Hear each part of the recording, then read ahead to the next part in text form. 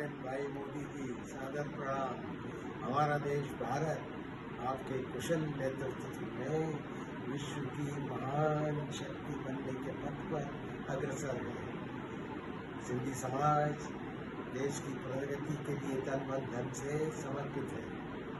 इसे और गति देने के लिए हिंद में सिंध राज्य की स्थापना की आवश्यक है, जहाँ पर विश्व का सिंधी समाज निवेश कर भारत की जीडीपी बढ़ाने में सहायक हुआ। आज़ादी के समय कच्छ के महाराजा ने 15,000 एकड़ जमीन सिंधी समाज को दान में दी थी, जिसे तत्कालीन सरकार ने निरस्त कर सिंधी समाज के ऊपर कुठाराघात किया था।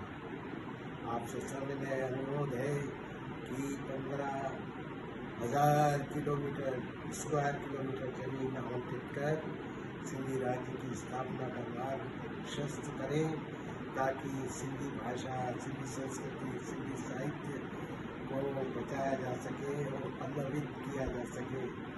धन्यवाद।